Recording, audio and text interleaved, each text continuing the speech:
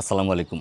আপনারা ইতিমধ্যেই জানেন যে বাংলাদেশে ৬৪তম সিগারেট ফার্মাসিস্ট কোর্সের ভর্তি বিজ্ঞপ্তি শুরু হয়েছে এবং এই ভর্তির কার্যক্রম শুরু হবে আগামী ৪ঠা মে থেকে।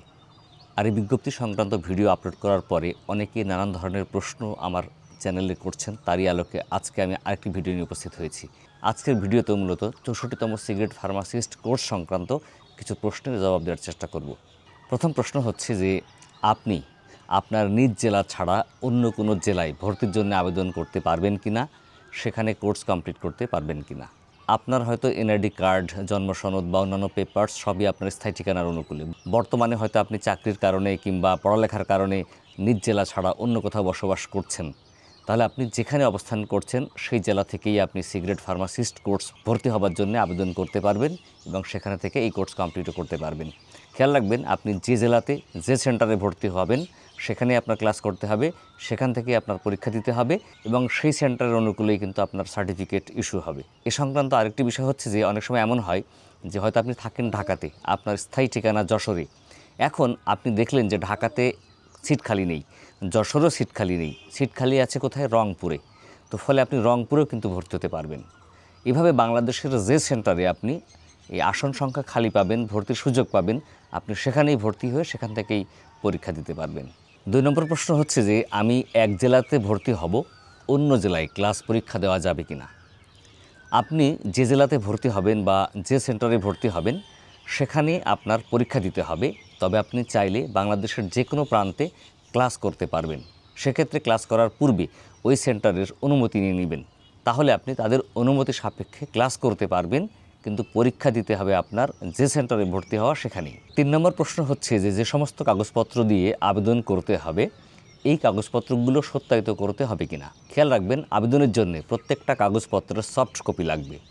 এই সফট কপি আপনাকে আপলোড করার পূর্বে, মানে স্ক্যান করে সফট কপি তৈরির পূর্বে আপনার সকল কাগজপত্র ফটোকপি করবেন, করার পরে সত্যায়িত করে নেবেন।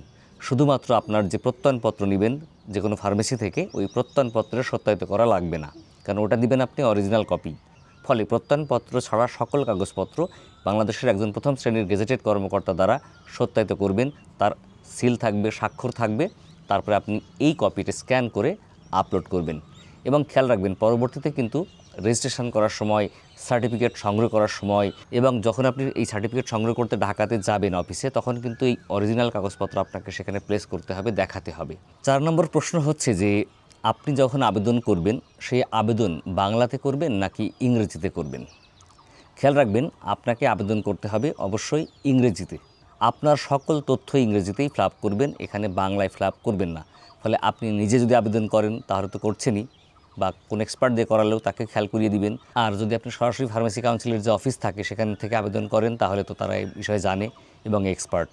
৫ নম্বরের গুরুত্বপূর্ণ প্রশ্ন হচ্ছে যে আপনি যখন আবেদনপত্র ফিল আপ করবেন তখন আপনার নাম, পিতামাতার নাম, এই তথ্যগুলি কোন ডকুমেন্টস অনুযায়ী ফিল আপ করবেন। হয়তো আপনি ওখানে সাবমিট করবেন আপনার এনআইডি কার্ড অথবা অনলাইন থেকে নেওয়া জন্ম সনদ, এবং সাথে সাবমিট করবেন আপনার এসএসসি সনদ। অনেকের কিন্তু এসএসসিতে এবং এনআইডি কার্ডে বা জন্ম সনদে তথ্যের পার্থক্য থাকে, গড়মিল থাকে, যেমন জন্ম তারিখ, পিতার নাম, মাতার নাম বা নিজের নামের স্পেলিংয়েরও পার্থক্য থাকতে পারে। এই জন্যে আপনি যখন অনলাইনে আবেদন করবেন সকল তথ্য ফিল আপ করবেন আপনার এসএসসি বা সমমানের পরীক্ষার যে সনদ দিয়ে আবেদন করবেন সেই সনদে যেভাবে লেখা আছে। কারণ সিগারেট ফার্মাসিস্ট কোর্স আপনি কমপ্লিট করবেন, সেখান থেকেও কিন্তু একটা সনদ পাবেন, সেটাকে বলা হয় শিক্ষাগত যোগ্যতারই সনদ। এটা কোর্স কমপ্লিট করা ডিপ্লোমা কোর্স, তার সনদ। ফলে আপনার সমস্ত শিক্ষাগত যোগ্যতার সনদে যেভাবে তথ্য আছে এখানেও কিন্তু একই রকম হতে হবে। সর্বশেষ এবং ৬ নম্বর প্রশ্ন হচ্ছে যে আমি এনআইডি কার্ড বা জন্ম সনদের পরিবর্তে পাসপোর্ট দিয়ে আবেদন করতে পারবো কিনা।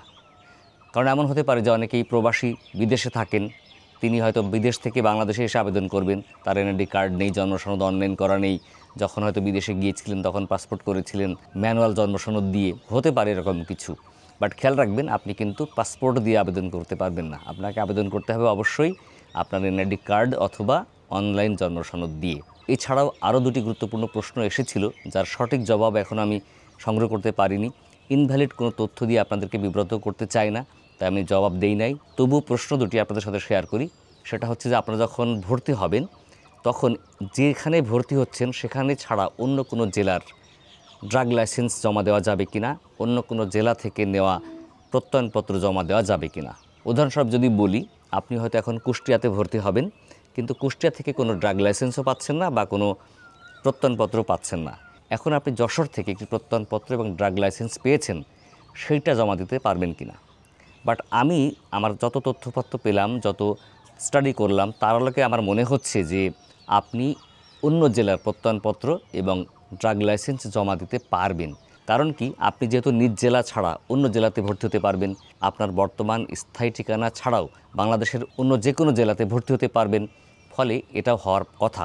আর আরেকটি গুরুত্বপূর্ণ প্রশ্ন হলো যে সমস্ত ড্রাগ লাইসেন্সের মেয়াদ নেই, সেগুলো দিয়ে আবেদন করা যাবে কি না। এ বিষয়ে আমি সঠিক তথ্য এখনও পাইনি। আপনাদের মধ্য থেকে যদি এই বিষয়ে অভিজ্ঞ হন কেউ যদি জানেন সঠিক তথ্যটি, তাহলে আমাদের কমেন্টসে লিখুন। তাহলে এই তথ্যের আলোকে আমি ভিডিও করতে পারবো বা অন্যরাও সেটা জানতে পারবে। আমি যতদূর জানি যে আপনি যখন আবেদন করবেন, ড্রাগ লাইসেন্স জমা দিবেন, সেই ড্রাগ লাইসেন্সটা ভ্যালিড হতে হবে, মানে তার মেয়াদ থাকতে হবে। এছাড়া যদি আপনাদের আর কোনো প্রশ্ন থাকে, কোনো মতামত থাকে, লিখতে পারেন আমাদের কমেন্টসে। আমরা চেষ্টা করব তার আলোকে সকল তথ্যের সঠিক জবাব দেওয়ার। বন্ধুরা, আজকে পর্যন্তই, দেখা হবে পরবর্তীতে অন্য কোনো বিষয় নিয়ে। ততদিন ভালো থাকবেন। আমাদের ফেসবুকে যারা ভিডিও দেখছেন তারা ভিডিও শেয়ার করে অন্যকে দেখার সুযোগ করে দিবেন। আর ইউটিউবে ভিডিও দেখলে লাইক, ফলো করে, সাবস্ক্রাইব করে আমাদের পাশে থাকবেন। আল্লাহ হাফিজ, আসসালামু আলাইকুম।